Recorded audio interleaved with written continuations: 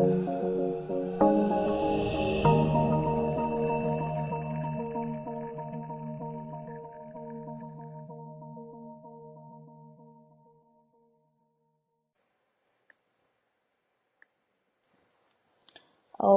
we are live.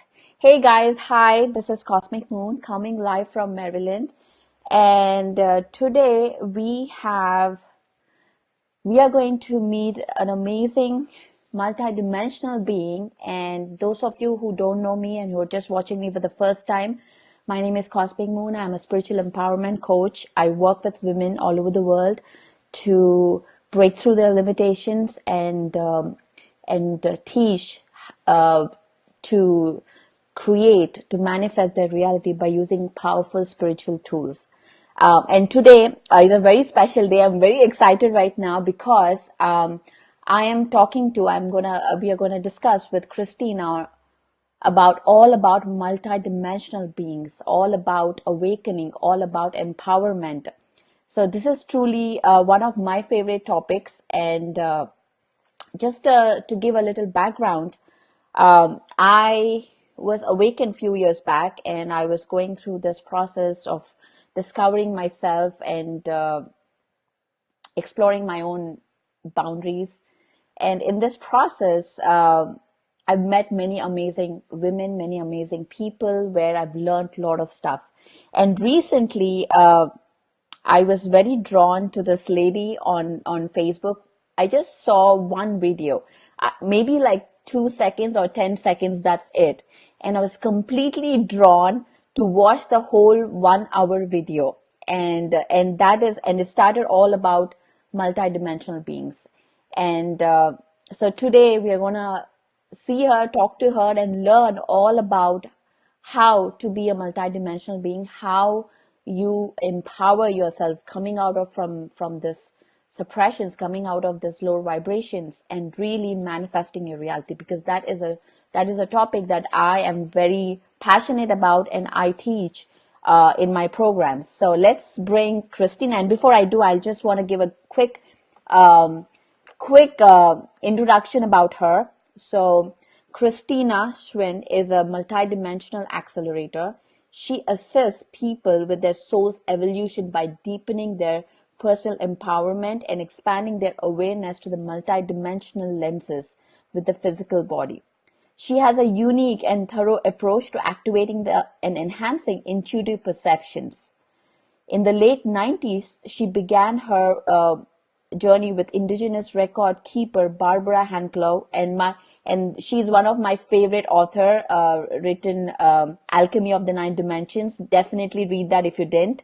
Um, and mastering the multidimensional activation process. She carries transmissions of several ancient lineage of the Americas, Siberia, and the Tao of China, which is incredible. My gosh, I'm reading this and I'm getting goosebumps right here. The the elders and grandmasters of these lineages loving gifted strands of their medicine and wisdom teachings to assist in bridging humanity to the new paradigm consciousness that is currently unfolding.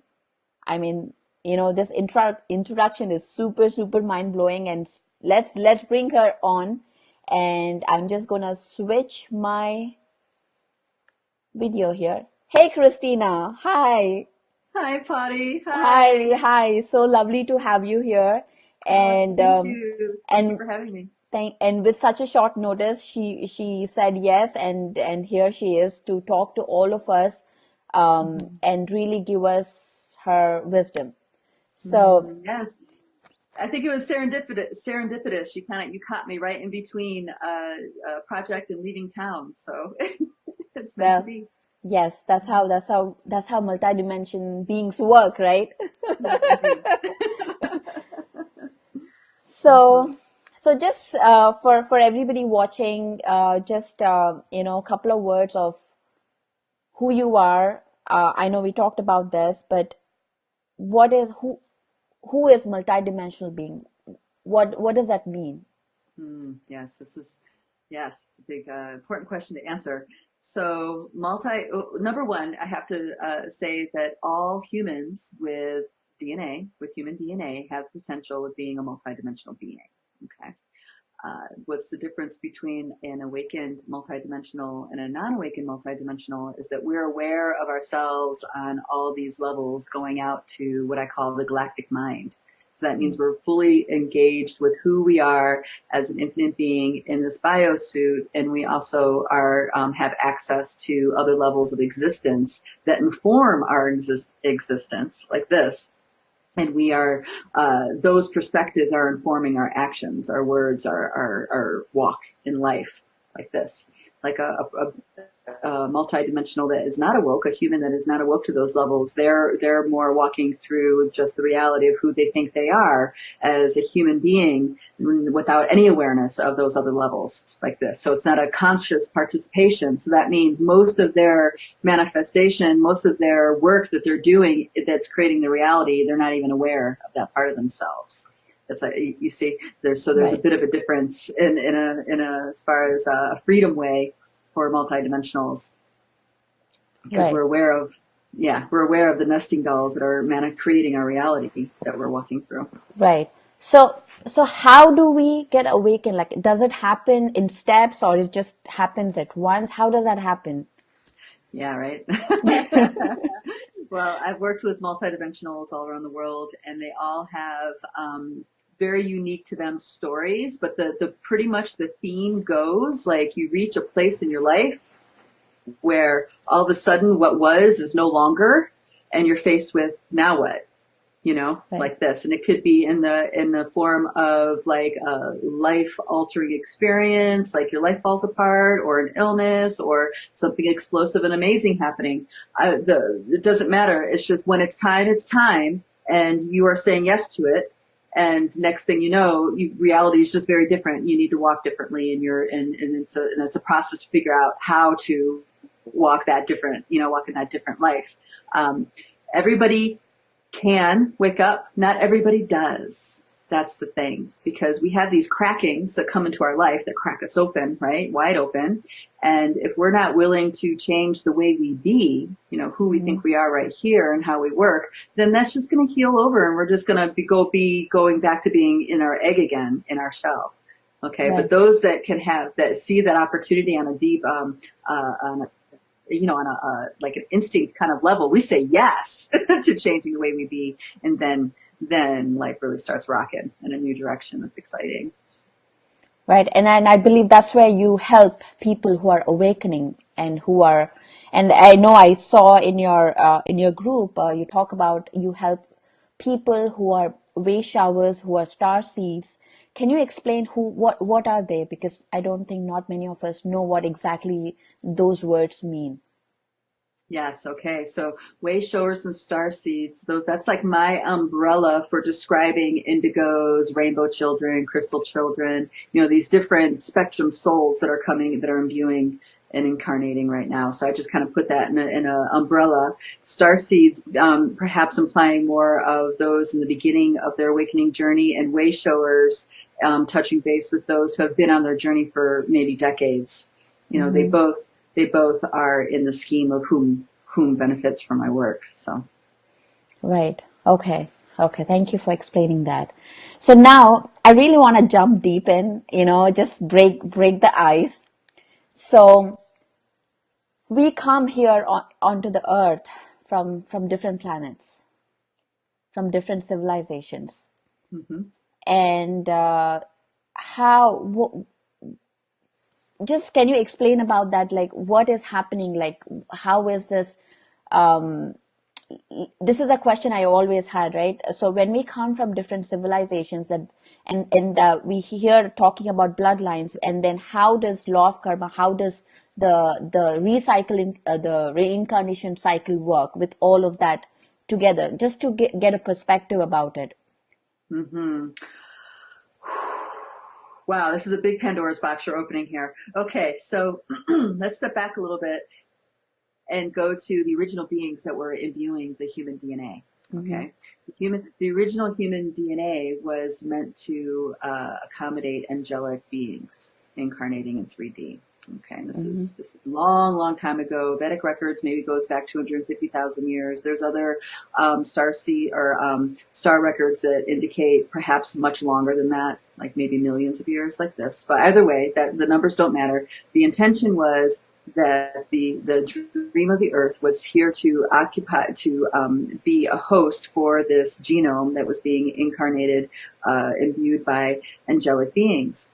And then there's these power overstructures started happening. Okay, so the star elders were leaving, you know, because of their cycles, and then these power overstructures were moving in, and they saw an opportunity to harness the life force that this DNA was bringing into the 3D realm, like this, because there's lots of levels of which we could be fed upon. So they created a massive inception plan, so to speak. And that was the beginning of the fall of that was the beginning of the constructs that facilitated the fall of our consciousness. Now, once consciousness fell and our DNA dance became hindered, then that's where that's where all these other beings coming from other planets were coming in. Okay, but I have to tie in the role of women here, because this is essential to how the whole thing got this. This is the inception right here. Many long time ago, women were the bearers.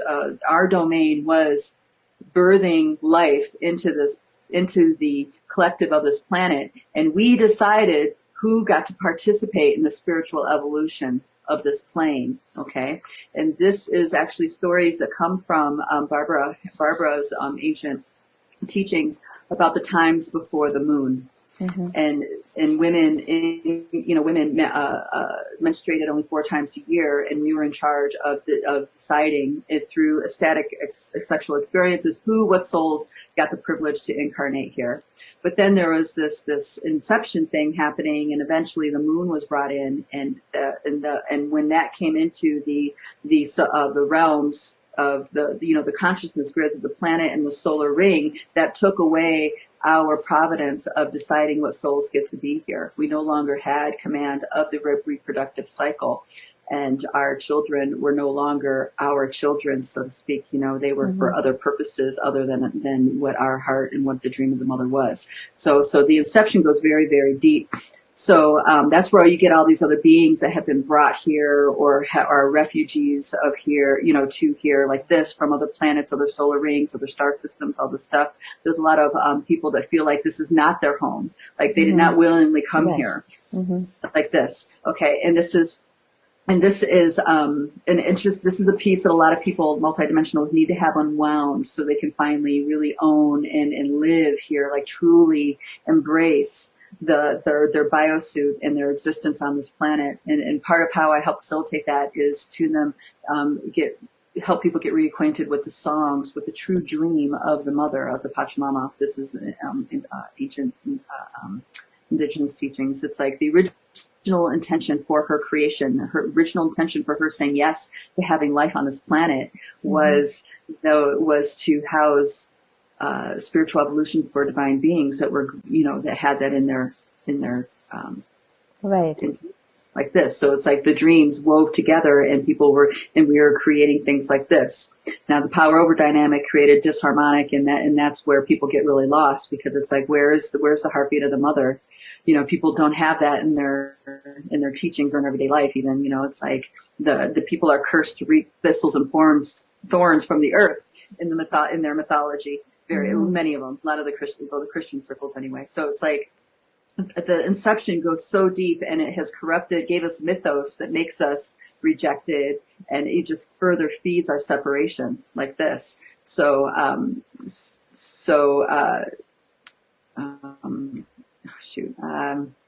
Getting back to that power over dynamics, it's like now those multidimensionals are waking up, and we're free of those structures. Yeah. And we have the power, we have the abilities to create on all these levels that we forgot.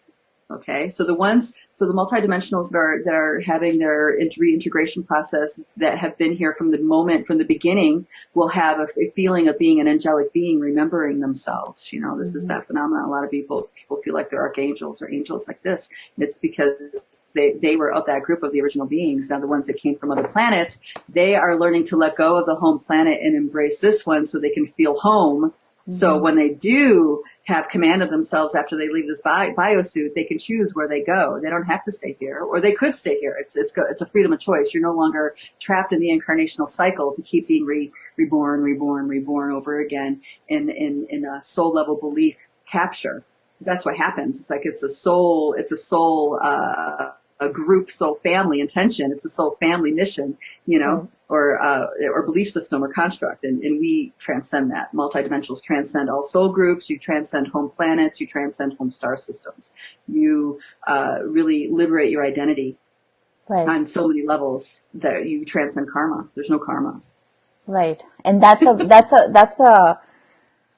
very deep point when we talk about karma, right? When there's no karma, when you get out of this soul cage, right? This earth soul cage, and you can go anywhere. I guess that's the true liberation. That's the true enlightenment, that you know who you are, you know where you came from, and you can go where you want.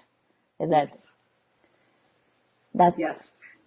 And that's why part of this work that I do is teaching people how to clear out their akasha. So the akasha is completely clear of all constructs, because those constructs are draining our attention, our life force energy into these different feedback loops, and we need to clear all those out, because everything happening in our life right now, everything happening on the planet, this is not the first time. This is a reiteration of a gazillion reiterations, you know. So now this is our opportunity to feel it, see it, taste it, have it. Do not deny everything. Do not deny anything. Bring your light to everything and say, and recognize it for what it is. This is part of a soul's journey that's no longer the truth anymore. And you let it go. And that eventually goes right down into a deep cellular level, where you're transcending programs that the cells, viruses, bacterias are living. You know, it's like you're liberating on many levels. Right. Wow. And so now I want to talk about fear. How we live in fear every single moment, because I work with women every single day, and the fear of unknown, the fear of taking steps, the fear of, even though they saw things happen, they made things happen, you know, prior, but still that fear never lets it go. It's like everywhere. We live in that sea of fear.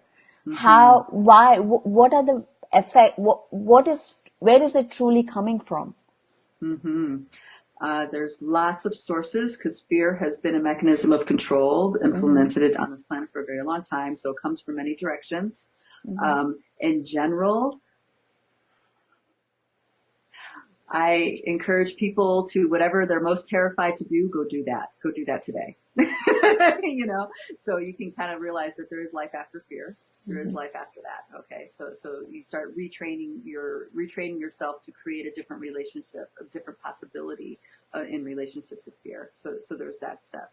But the other piece that I implement a lot is clearing ancestral stuff, because fear has been anchored into the bodies, into the genes and the DNA via trauma and soul loss. So when you reach back to, and I do this a couple times a year, reach back to all the women in your family, you know, and heal the trauma dramas that they bring to you. You know, it's like we tune into the biosuit, and we use our data sets in the biosuit that are outside the mind, and start opening the doorways to the akasha and home like this. And we call on all the mothers of our ancestry to come forward. And then, you know, you make your connection. Thank you for being here, all this stuff. And then you start looking to the sun. You start opening yourself to remember your lineage before time was time, all the way back to the sun. And when you do this, they are with you while you do this, and they remember too. Okay, and then you'll have an entire lineage participating in the letting go and the releasing of traumas, of anchored in belief systems, of, you know what I mean, of wounding. And then your entire lineage is participating in that. And if you do this as a practice, like I said, I do this a few times a year for myself, but I also do those activations. It's like this, it just peels away the layers. It accelerates it more. So, because a lot of what we're afraid of is not even from this right here, this life right now. A lot of it is pre-programmed into our biosuit before we even imbued it. You know, it's like we drank in the reality of our moms while we were in the womb. So whatever life they were living, we were living. If they had a happy, peaceful pregnancy, okay, we're living in a nice dream. But if they had terror, or they didn't feel safe, or they had shame, or like this, we were in the womb living that like it's us, and more of a nightmare kind of situation. And you know what I mean? And that's not, and that is not the truth of what is, but that's what we were experiencing. So we have to clean out the biosuits that we inherited from our lineage.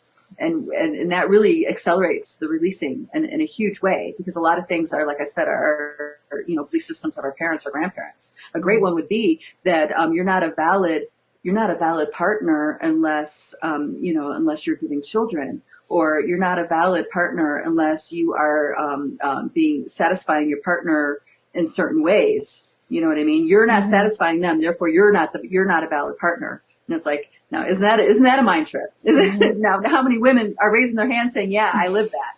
You know what I mean? And yet I'm saying it, and you can see this not the truth. It's not real. It's Yeah, absolutely. We hear this every day, and especially from the country where I come from, India. It's now women are especially waking up to their power, and all of that. So this understanding really gives them empowerment, like how and where it comes from. As you said, the lineage, the past lives, the soul trauma. There's so much going on apart from what we are seeing. Mm-hmm. And your past lives very often are in the same lineage that you're in right now. Okay. We favor particular genomes, Right. DNA dances. So when I call on my lineage, I can sense many times where I was incarnating. Right.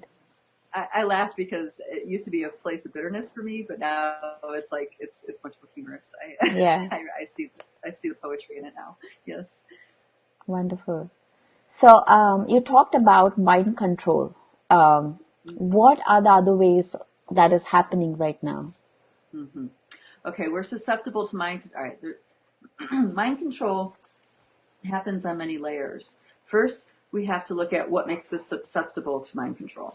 All right, because the predominant template for life here, the dream of the Pachamama, is us to be wild and free. To be in harmony with nature, our true nature, like this. And so there's a process that has to happen in order for us to be even susceptible to it. And the process usually is generational. There's abuse in the family. There's addictions in the family. There's military background, conditioning like this, brainwashing kind of stuff usually in the family. And then, and what happens is that we are trained to abandon ourselves, to make ourselves wrong, to shut down. And what that does is that brings us up here in the mental field, where we just kind of like live up here, and we're not really aware of what's going on in those other places of our body. And we're disconnected from our heartbeat. I mean, how many people can stop right now in this moment and hear your heartbeat? Okay.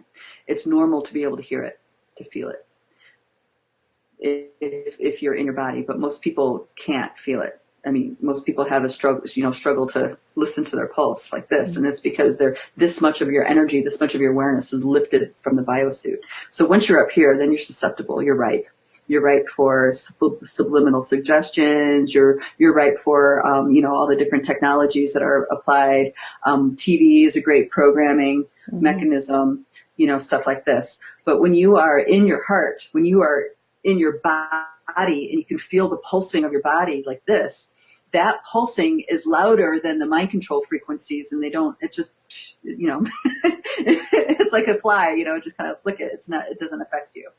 Okay. And there's a lot of effort put forward to keep people out of their bodies, in the cultures, because remember that inception thing that happened a long time ago. It's alive and well and very, very, very in the reality that we're living right now. Okay, so it's corrupted our family stories, our cultures, our spiritual practices, all the mystery schools, all the religions, all of the philosophies and ways to success. They've all been infiltrated with this control program. It's like so many people have to feel like they have to really sell themselves out in order to be considered to be a successful human being. Mm-hmm. You know, I work with many people who are very high in social status, and they're miserable people, and they know it, you know, and it's like they are in a prison, and people will look at them like, well, you have all the status of money that, you know, you should have freedom. I would have freedom if I had that,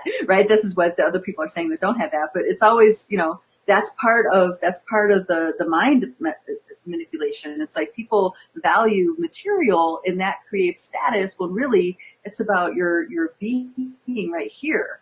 That is really what creates happiness and success and health and fulfillment, you know, not the material, and we know this, anecdotally, but to be really in your body with it, like, I have to go against my truth right now in order to go into this deal with this person to make a lot of money. You know, a lot of people are tempted by that because they would like to have the money, not realizing the interdimensional impact denying their truth has. You know, a little part of you dies, a little part of you slivers off even, you know, and every time we do that, it affects us. It affects everybody around us. It affects the consciousness grid, you know. So there's lots of layers that we can look at with the mind control. The most recent one that I discovered is synthetic telepathy, which I didn't realize I unwound that for a client, and then I learned about what synthetic telepathy was all about, and I realized that's what was affecting them. And that's a whole other level. That's a whole other level of control. Wow. Yeah, I don't know if I need to go down that rabbit hole, but it's, you know, I'm still discovering the levels of mind control. There's so much of it out there, and so many different ways to do it and keep people in fear and all that stuff. So I guess what I've learned is that the emotions have so much power. Our emotions carry so much power. They have the power to create, and living in fear, it feeds the negative beings. It feeds the negative entities, and that's how they get powered. Is that true? Right. It perpetuates the power over dynamic. And here's the big piece to get over that, what people don't understand. It's that it's not all about just embracing light. It's about bringing your light into the dark. So that means you are facing it. You are embracing it. You're understanding that somehow you participated in that. Right. And now, and now you bring your light to it. You're seeing it, tasting it, having it. And then when you do that, those things, you know, they unwind from our bodies. But we need to be willing to feel it. And because we feel like we're going to lose control and be overpowered by the strength of our emotions, we resist it. When really it's the opposite of what we need to do. You know, we need to really have it. Let it take over our bodies. Drop on the floor and bawl your eyes out, you know, and let that happen. So move. So on that point, right, one of the things I teach a lot is about compassion, about forgiveness. And those are the highest vibrations to be in, and in order for us to manifest things. But when I talk about it, not judging others, forgiveness, there are people who went through a lot of trauma, right? Who saw child abuse, who saw sexual abuse, all of this stuff, which are horrible, terrible, and, it's really very disturbing. Yes. So how do they deal with that? How do they go to the higher vibration? Yes. This is where opening up to who you are beyond the human story is very helpful. I do work a lot with people with ritual abuse, satanic stuff and like this. And there's layers to it, but one of the things is addressing the trauma directly, being able to pull the trauma out of the body is helpful. But the other thing is understanding on the soul's journey level why that decision was made. Because what happens is that, we're fractals. We just keep fragmenting. And the journey home is the journey back to wholeness is like this beautiful reunion journey home, back to self, right? And, but if we're like out here and we're trying to make the journey home this way, it's more of a terrifying trauma experience. It's not going to be a lovely love story. Okay. You want the love story, which means we need to refragment the places where we split. So if we're experiencing mega abuse, like terrible things, that means there's another part of us that is doing those terrible things. Okay, so it's a matter of bringing those two pieces together, and that's what the forgiveness does. It allows us to look at that part and realize this is stepping out of the human story, stepping into the soul's journey level, and bringing forgiveness in that way, so that way you can reunify the piece. And when you do, you have so much more compassion for that particular level of wounding. Okay, either whatever side of the coin you are on, you will have total compassion for that drama. And it's no longer going to suck your energy. It's no longer going to bleed you dry or make you fearful. Instead, you can love into it. You can bring the light into the dark, because that's what you unified inside yourself. And the more integrated that becomes, the more broad and powerful your compassion gets for no matter what's in front of you, because you've reintegrated all that. It's like you've accepted yourself in all those ways. Right. You see? That makes sense the way I'm saying it? That's beautiful. I've never heard a better answer than that. Thank you for that. Wow, thank you. So, so now I want to talk about in a different way is we are seeing a lot of energy healers, a lot of channels everywhere, a lot of experience, paranormal experiences happening. With all this mind control, with all this stuff going on outside, how do we know the information we're receiving is correct? How do we know it's not distorted? Or is it distorted? First question. Yes. All right. This is a great question, by the way. Thank you so much for asking it, because this is really important. All right. There's a few pieces I have to weave in here. Number one, without exception, the lie is different on every level. Okay. I'm talking about God, what we think is God, what most people perceive as God, goddess, divine, angels, all those spiritual things that most people worship. Okay. Lie is different on every level. So that should be a cue. Number one, quit worshiping. Because it's about you, the love inside of you, and honoring this. It's like, so when I say I love you, Pari, I love you, I'm indicating this radiant love that I feel inside of myself when we connect.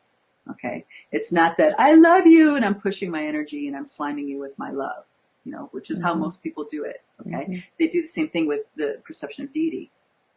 Right. You see what I mean? So that piece right there is an important thing to look at and not do. Right? No worshiping. Gratitude, absolutely, absolutely. Prayer, absolutely, but done in the ancient way, as far as focusing your gratitude. Like, I'm so thankful for every moment that has led up to this one. That kind of prayer, not begging and petitioning. Okay. So it's framing that up. Okay. So then the other piece to this is, remember that fragmentation thing that I talked about? Oh my gosh. My phone just decided to start talking. So this thing right here, the coming together thing, a lot of times we have to trace back those lies. We have to walk the path of the distortion, follow that distortion so we can wake up to it, and all the levels that we participated in it. That means all the levels in our soul's journey, all the levels interdimensionally, you know what I mean? Look at this beyond linear time and see all the ways that we participated in that distortion and in that waking up that no longer has power over you. All of your energy that you've invested in it comes back to you, and you're done.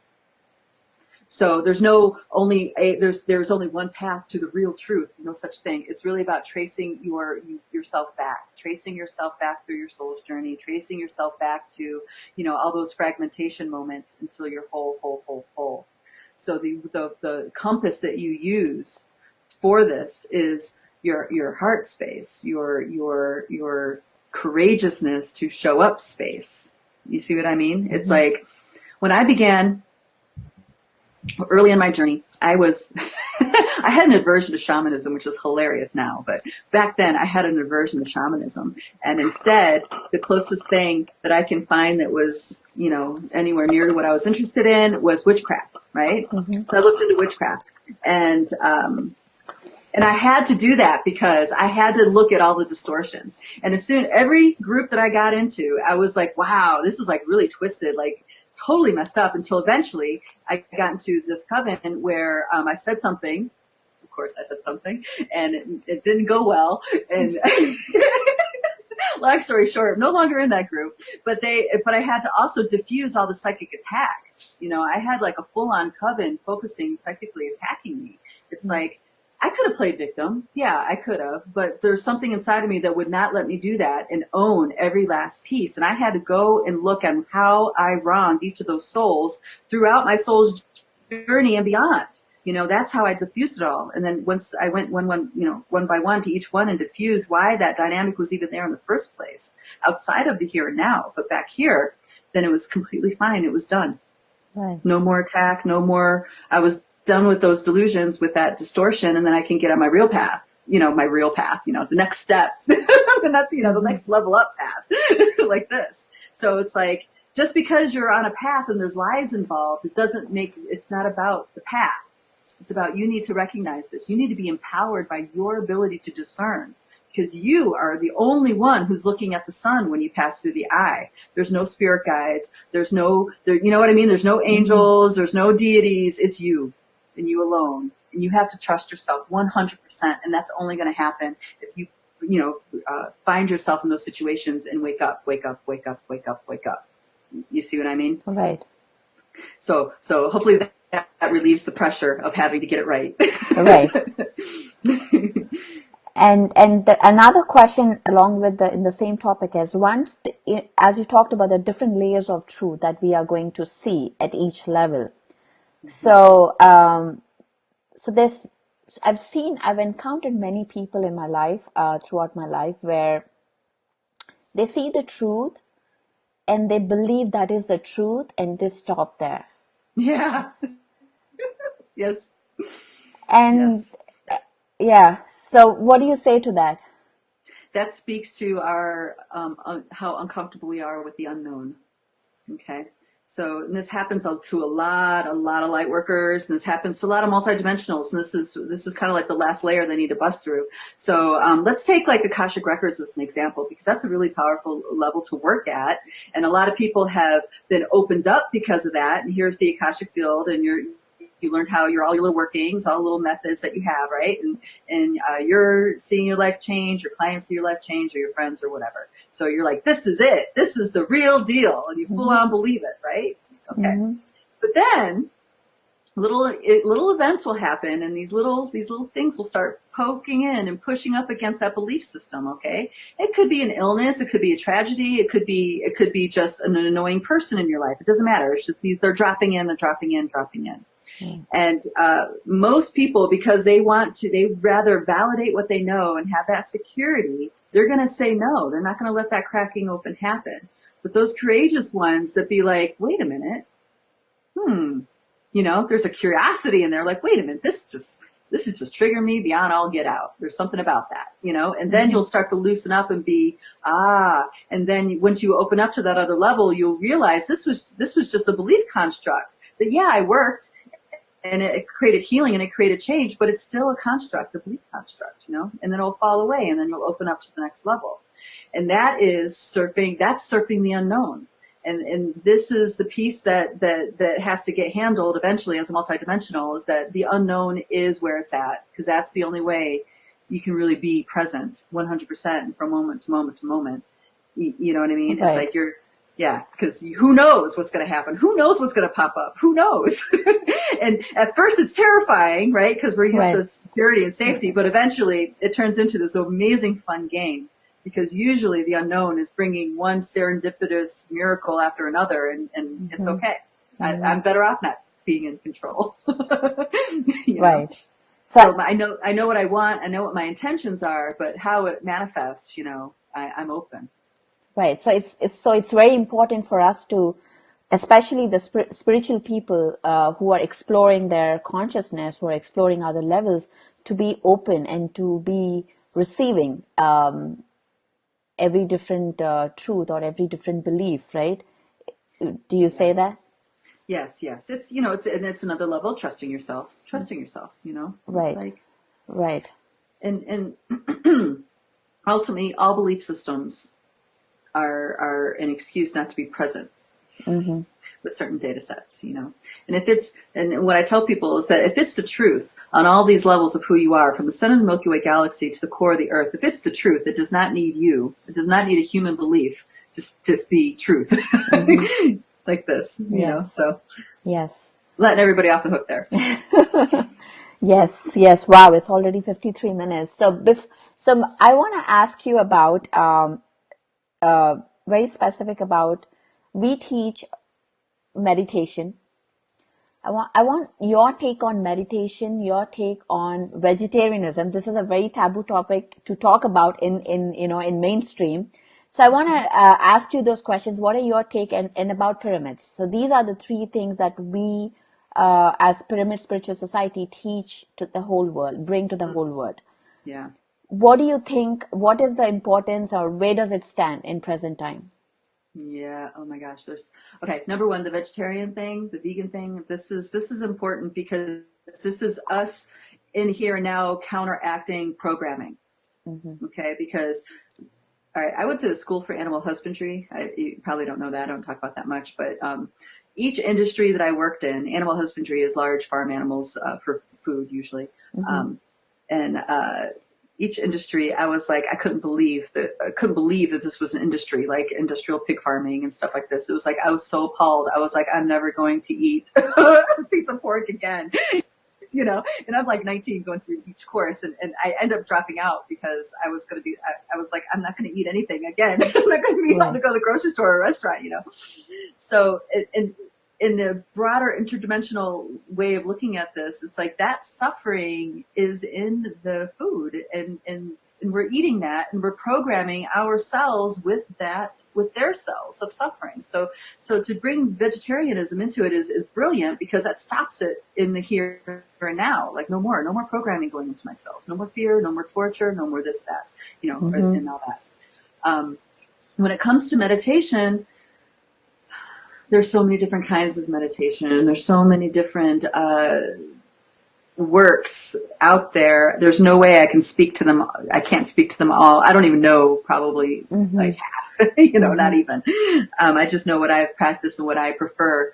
A meditation practice for me was really helpful because it allowed me to not get stuck in that knee-jerk reaction to things. Mm-hmm. It's like I could take a breath and sit back first, and then feel into other things. So it really helped me in that reactiveness.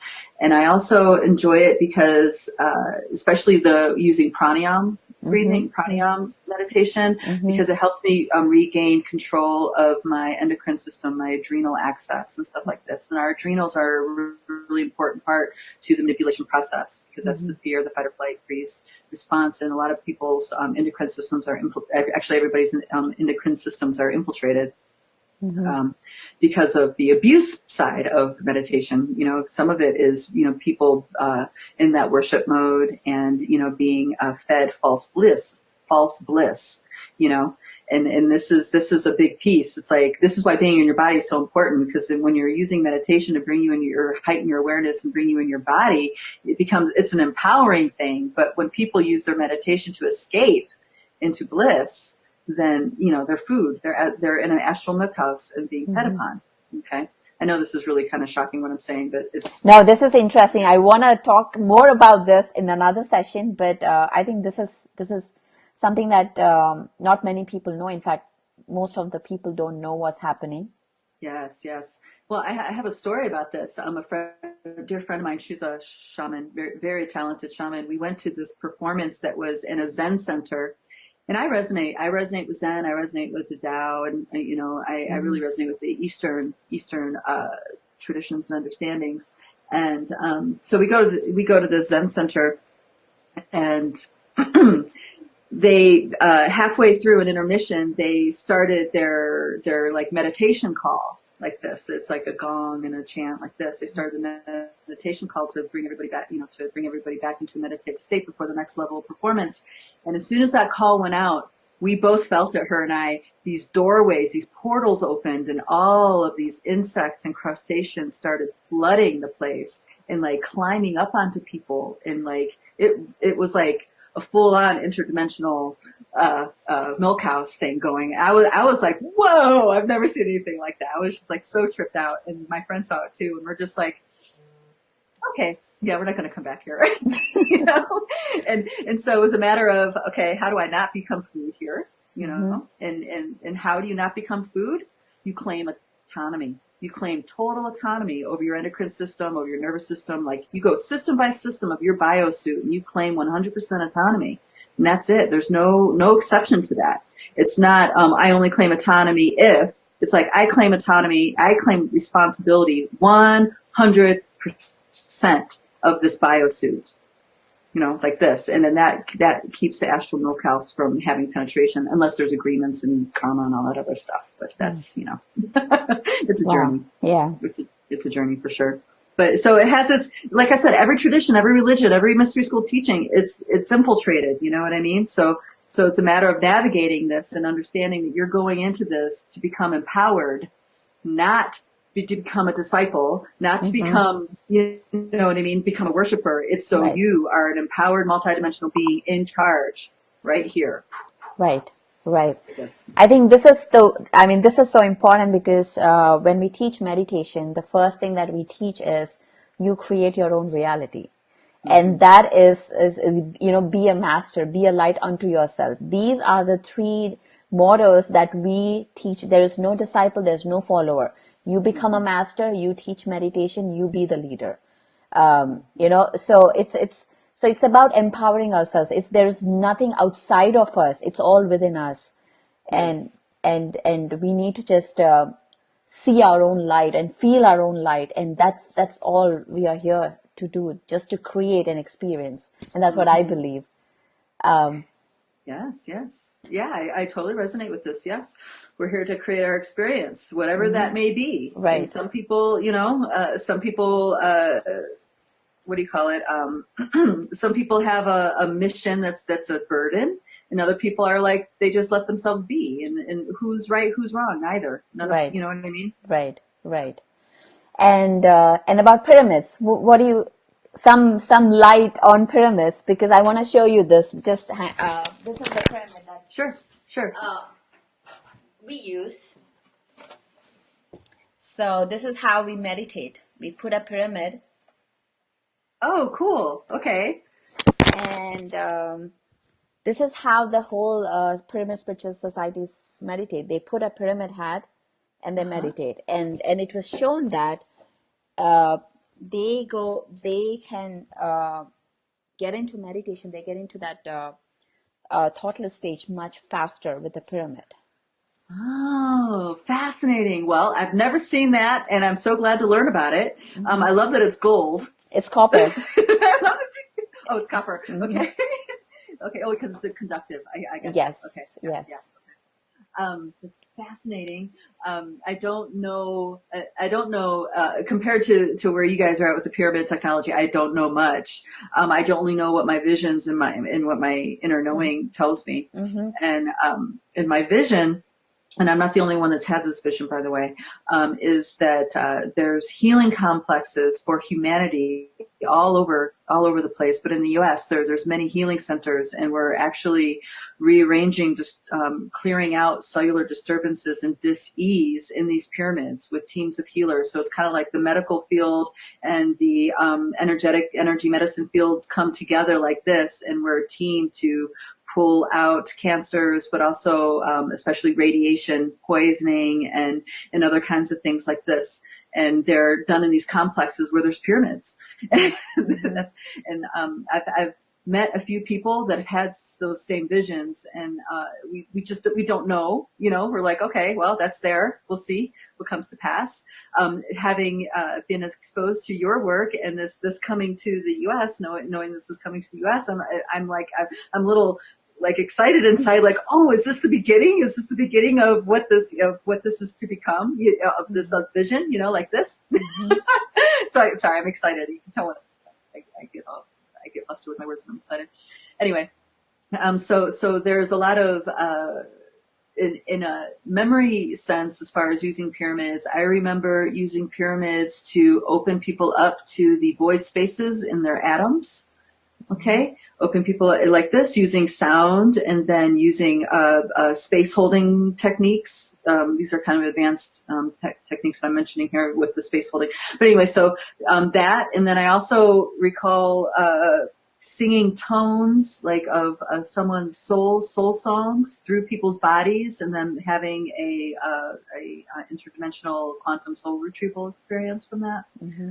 And these are just memories from the mystery schools in Egypt and in far east Myanmar kind of area where those were used. That kind of technique was used. So that's kind of where I'm at. That's where I'm at with the pyramids, what I know. Yeah. I mean, talking about cancer, we've seen cases where, meditating under pyramids have healed right from headaches to cancer. We've seen that happening, and that really is something, the technology where we can, use everywhere. It's just free. We can build in our own houses, drinking pyramid water. This is what we do all the time. We put water inside a pyramid and drink that the first thing in the morning, and that gave super results. Like for me personally, just after my pregnancy, I would just drink pyramid water every single day, and I could go on with the day with just 2 hours of sleep. It's so much energy. Wow, interesting. Cool. Yeah. Are there particular dimensions to that pyramid that you have? So yes, yes, it is the dimensions of a Giza pyramid, 51 degrees. And yes, if you know about the Russian pyramid, the Alexander Gollard pyramid, where it is much steeper, Yes, I have heard of this. and that has other healing effects. So based on the degrees of these angles, they have different levels of frequencies and properties of what they do. Well, I don't know about the Russian pyramid, but using the Giza measurement is very good because these were erected with it being in alignment to the original intention of Earth and the star elders for creating this place. So this is a good harmonic to be enhancing. Yeah. Yes, all the pyramids built are aligned to the north. Everything that we see from the Giza pyramid, those are the materials, limestone and granite and all of that stuff. Interesting. Very interesting. So yeah. So wonderful. I mean, I could go on and on, Christina. This is so informative. I'm sure people who are watching this are just like, they have like 100 more questions right now about everything that you talked about. Yes. Well, if you want to know more, because I do kind of like rant on because people want to, they want questions answered. So I have a group called on Facebook called Rise of the Multidimensional Human, and that's a closed group for just people who are interested in this kind of information. And every Thursday I do a chat where I answer questions. So if people are interested, go ahead and check that out. I also do in-person things, and that kind of information is on my website, lightbodyinc.com. And I also post videos and stuff there too. So lots of free access, lots of free information. If people want to really they really feel drawn to dive into this, I have training programs to help people with multidimensionals get a grip on life, life after awakening. Yes, and that's so important. I was lost. I was totally lost when that was happening, and I'm so glad that you are there to support that journey. And this is for everybody who is out there, looking for more, looking for more. So I also do let me in-person things, and that kind of information is on my website. Okay. I hear my voice. I know. Sorry. So definitely, reach out to Christina. The Rise of Human, Multidimensional Human is a group, and thank you so much for coming here, and also the website is like lightbodytherapeutics.com. Lightbodyinc.com. Lightbodyinc.com. Yes. So lightbodyinc.com. Lightbody. Yeah, go ahead. Sorry. Yeah, I was just going to say, Lightbody Therapeutics is my online scheduling system where people go on to do classes and private sessions and stuff like this. So it's only scheduling. Okay. But the website is lightbodyinc.com. com. Okay, perfect. So yeah, go in there, check out. There's plenty of programs. See what works for you, and and start your multidimensional journey. Wow, Thank that you so is, much, Patri. This was really fun talking with you. yes, same here, same here. And I hope to work with you more, Christina. And we have more coming up, so definitely I'll be in touch with you. Wonderful. I look forward to it. Yes, thank you so much for being here. Mhm.